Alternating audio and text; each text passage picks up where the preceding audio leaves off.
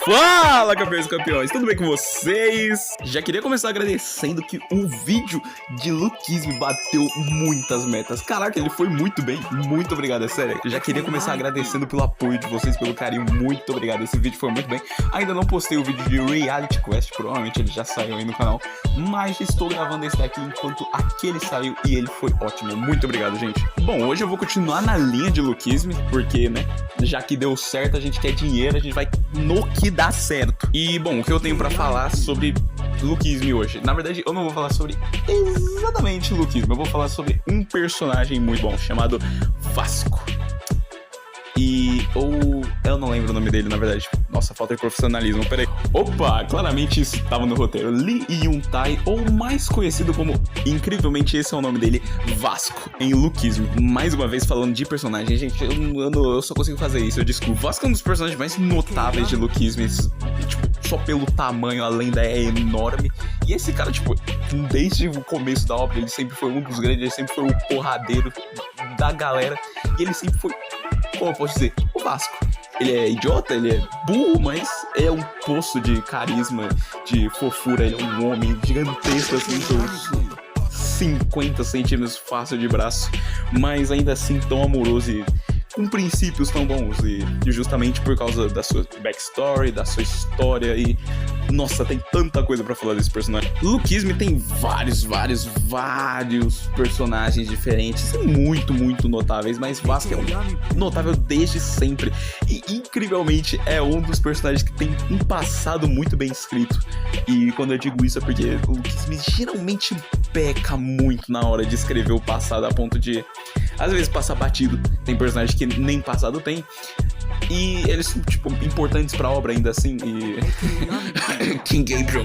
Bom, críticas à parte, é só muito interessante ver como esse personagem já nasceu sendo isso. Ele era só o cara fortão, justamente da galera, o cara idiota que é só músculo, que sabe lutar muito bem, inclusive. Ele luta Muay Thai. Porém, também, quando teve a sua backstory, quando a gente soube o que acontecia com ele, o que aconteceu com ele, isso só foi muito interessante ainda mais porque Luquisme ainda estava bem no seu começo quando ele teve a sua backstory escrita. Nossa, escrita foi complicada, mas, bom, justamente por estar no começo de Luquisme, se você não viu aquele vídeo lá que eu fiz, eu recomendo, inclusive tá aqui no card, caso você não tenha visto, mas se você lembra, Luquisme começou só como um slice of life normal, tipo, normal, muito padrão assim, com muitas fortes críticas à Coreia e padrão de beleza e aparências, Luquisme. E eu acho que, tirando o nosso próprio protagonista, talvez outro personagem bem famosinho chamado Jang Hyun, mas eu posso falar dele aqui no futuro, caso vocês queiram. Bom, tirando esses dois, talvez o Vasco seja realmente o personagem que mais tem isso na sua essência, mais tem isso na sua história. Ele tem isso na veia. Em quesito de físico, ele é só facilmente um dos personagens mais fortes que a gente tem atualmente. E de coração, a lapa de braço que esse cara tem, olha, dá pra ser uma ponte isso daí, tá? Dá pra passar um trem inteiro. Porém, tudo isso veio com um preço. Lá nos primeiros anos escolares do Vasco, foi só muito ruim, muito triste. E anos desprezíveis pra ele, porque Lee Yun-tae, ou o Vasco, ele era muito magro, ele era uma magricela, ele era feio, ele era uma criança normal, só que na Coreia isso é visto como feio. Ele era fraco, ele era frágil. E, bom, adivinha, a única pessoa, o único amigo que esse cara tinha, que essa criança fraca tinha, era o Park Bong-jae, que na época era só outro fracote. Ele vai fazer o quê? Os dois passavam muito tempo juntos, eles eram muito amigos. A mãe do Bong-jae sempre comprava coisa pra ele também, já que os dois sempre eram juntos, eles sempre foram uma dupla muito boa. E o Bong-jae é com certeza o melhor amigo do Vasco, sem dúvida nenhuma.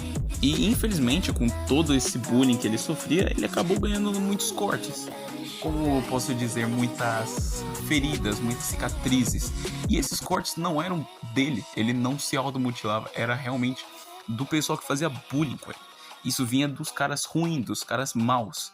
E isso ficou marcado pra ele, nele, na pele dele, na alma dele, pra sempre, pra todo sempre. Isso mudou o Vasco por inteiro. A ponto de que quando o Vasco era ainda uma criança, um mero adolescente, ele já tinha o corpo inteiro tatuado. Porque ele queria tapar isso. Ele queria tapar porque ele superou isso. Ele superou, ele bateu no pessoal, nos caras ruins, em cada pessoa má que fez bullying com ele. Ele se vingou, ele foi atrás, ele ficou mais forte, ele aprendeu a lutar Muay Thai. Ele tem um mestre incrível em Muay Thai. E é muito foda, é muito incrível acompanhar esse arco. É bem curtinho, não é nada demais assim, mas é um ótimo começo de um personagem que ajudou tanto. Esse personagem é incrível, o Vasco é incrível. Ele, o próprio protagonista, Park Hyun-suk, o Daniel, chame como quiser, ele não seria nada sem o Vasco, porque o Vasco que queria treinar o Park Hyun-suk gordo, o corpo original, quando ele era muito gordo. Ele que queria treinar ele que motivou, ele que incentivou a treinar, a lutar artes marciais. Ele que mostrou que ele poderia ser mais forte, ao invés de só um gordo. Enquanto aquele cara que foi um magricela mostrou que poderia se tornar tão forte assim, ele mostrou que, ok, você é gordo agora, mas você pode se tornar algo muito mais. E é muito incrível quando o arco do pessoal de Ansan aparece. O Vasco simplesmente tem o seu momento, a ponto de que quando esse pessoal aparece, acaba que um certo personagem acaba tendo um jeito peculiar de lutar. Ele machucava e feria as pessoas, cortava as pessoas com uma máquina de tatuagem. Uma máquina de tatuagem onde ele só cortava as pessoas, dilacerava elas. E isso é meio que um pouco traumático. Não um pouco, é muito traumático pro Vasco. Ele meio que já foi mutilado, ele já foi muito cortado na infância. E, ok, mexer com lâminas não é muito interessante pra ele. Mas nesse arco, o PTJ ainda lembrava que o Bunjai existia, né? Falecido Bunjai. E usou o Park Bunjai pra essa missão, pra esse arco. E acontece de que ele foi simplesmente esmurrado.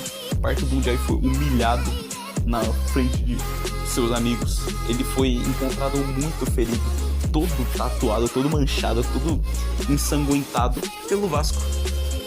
E o Vasco esmurra a cara desses filha da puta. É muito nesse momento também que o Power Scaling dá aquela revivida, porque o Vasco fazia muito tempo que a gente não via ele brigando, lutando a sério. E ainda mais com esse verso todo, isso é um momento de virada na vida do Vasco, na vida do personagem, porque ele estoura a cara desses arrombados. É muito irado ver o cara estourando uma parede inteira junto da cara de quem fez aquilo com o melhor amigo dele. E o jeito que como isso retornou muito lá pra frente do mangá é muito bom, foi muito incrível, foi muito legal ver que o PTJ realmente se importa com os personagens dele. E no mais, eu não tenho mais nada pra falar do personagem do Vasco. Eu só queria mostrar mesmo como esse personagem é incrível.